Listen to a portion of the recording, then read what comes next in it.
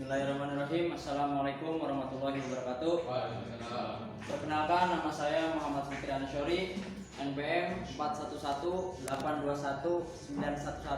41189191191167 dari kelas para 5 mata kuliah P3D. Tema perkembangan dan kepribadian peserta didik, dosen pengampu Ibu Yunita Lasma Siregar, MPD. Yang pertama yaitu pengertian kepribadian menurut para ahli. Menurut Josh Lieberman, kepribadian ialah tingkat laku pada manusia yang berkembang melalui perkembangan diri. Perkembangan kepribadian dalam diri seseorang telah berlangsung seumur hidup. Menurutnya, manusia akan berkembang dengan secara bertahap melalui interaksi dengan anggota masyarakat. Dan yang kedua, menurut Rochuk dan Warren berpendapat jika kepribadian adalah organisasi, beberapa faktor sosiologis, psikologis, dan juga biologis berdasarkan perilaku dari individu. Kemudian, kepribadian merupakan abstraksi individu serta perilaku sama pada lingkungan masyarakat dan budaya. Oleh sebab itu, kepribadian digambarkan bisa saling berkaitan untuk mempengaruhi ketiga aspek tersebut. Kemudian pengertian kepribadian peserta didik. Dalam pergaulan atau percakapan sehari-hari, tidak jarang kita mendengar dan bahkan menggunakan kata pribadi atau kepribadian tanpa memikirkan lebih lanjut apa arti sebenarnya dari kata-kata itu. Ucapan seperti ini itu adalah pendapat pribadi saya si A. Memang orang yang kepribadiannya teguh si B, orang pribadinya lemah dan sebagainya. Menunjukkan kepada kita bermacam-macam penggunaan kata pribadi dan kepribadian itu. Konsep dasar kepribadian. Ada beberapa konsep yang berhubungan erat dengan kepribadian. Bahkan kadang-kadang disamakan dengan kepribadian. Konsep-konsep yang berhubungan dengan kepribadian adalah menurut Alwisol 2005 yang berkaitan erat dengan determinan biologis atau fisiologis. Yang kedua, trait, sifat-sifat, yaitu respon yang senada atau sama terhadap sekelompok stimuli yang mirip, berlangsung dalam kurun waktu relatif lama. Dan yang ketiga, tipe attitude atau ciri, mirip dengan sifat namun dalam kelompok stimuli yang lebih terbatas. Yang keempat, yaitu habit, kebiasaan, merupakan respon yang sama dan cenderung berulang.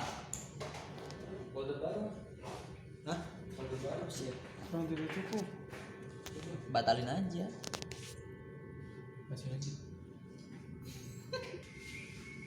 Kemudian, perkembangan karakteristik kepribadian.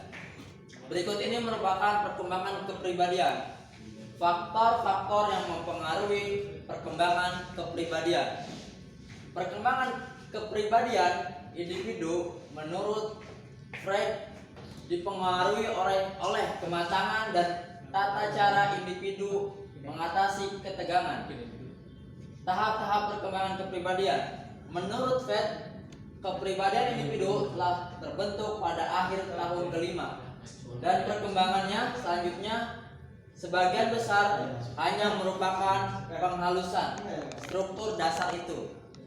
Selanjutnya, menyatakan bahwa perkembangan kepribadian berlangsung melalui 6 fase. Dan ini ada contoh seorang murid takzim atau hormat kepada gurunya. Penilaian kepribadian. Penilaian kepribadian haruslah objektif dan tidak bias. Dengan begitu, kita akan lebih memahami seseorang tanpa melihat karakteristik yang dianggap sebagai ciri khas kelompok tertentu.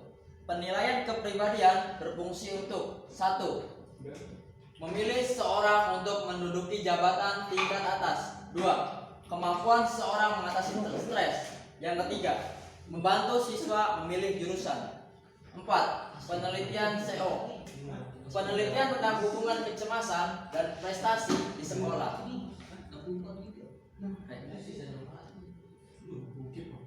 Metode penilaian yang ketiga yaitu metode interview. Merupakan metode penyelidikan dengan menggunakan pertanyaan-pertanyaan. Berbeda dengan angket yang pertanyaan-pertanyaan diberikan secara tertulis. Pada interview, pertanyaan-pertanyaan diberikan secara lisan. Keuntungan mode interview: 1. Hal-hal yang kurang jelas dapat diperjelas. Penginterview dapat menyelesaikan dengan keadaan yang diinterview. Adanya hubungan langsung antar penginterview dengan yang diinterview. Kekurangan metode interview: penyelidik kurang hemat dalam waktu dan tenaga. Penginterview harus memiliki keahlian dan itu butuh waktu lama. Jika interview telah ada prasangka, maka hasilnya tidak objektif. Metode kepribadian. Penilaian kepribadian haruslah objektif dan bias. Dengan begitu, kita akan lebih memahami seseorang. Merupakan salah satu bentuk mekanisme pertahanan.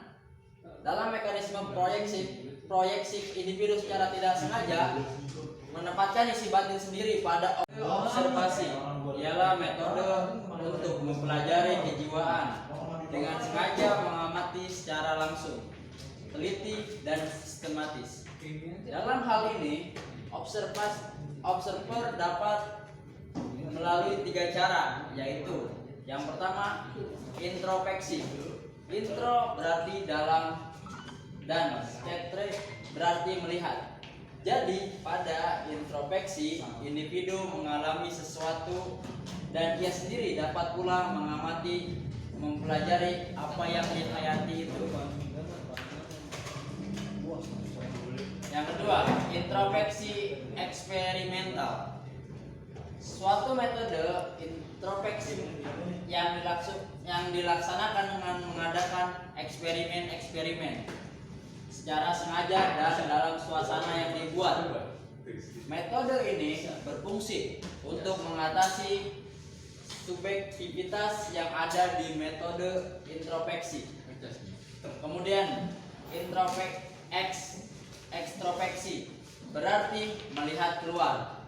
Ekstro berarti keluar dan speksi sama dengan spekter yang berarti melihat.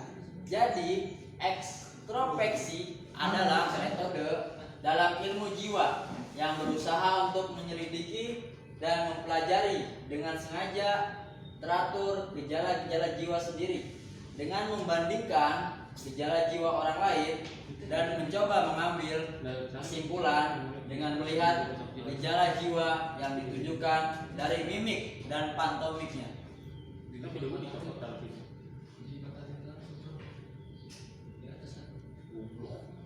Metode penilaian proyektif merupakan salah satu bentuk mekanisme pertahanan. Dalam mekanisme proyeksi, individu secara tidak sengaja menempatkan isi batin sendiri pada objek di luar dirinya sendiri dan menghayati sebagai karakteristik objek yang di luar dirinya itu. Pelopor upaya ini Hermann Rorschach, seorang psikiater dari Swiss, dengan mencoba sejumlah besar gambar-gambar tak struktur untuk mengungkapkan isi batin tertekan pada pasien-pasiennya. Dari sejumlah gambar-gambar, akhirnya dipilih 10 gambar yang dilakukan, kemudian dikenal dengan nama tes Rorschach. Sekian dari saya, apabila ada kesalahan mohon dimaafkan. Assalamualaikum warahmatullahi wabarakatuh.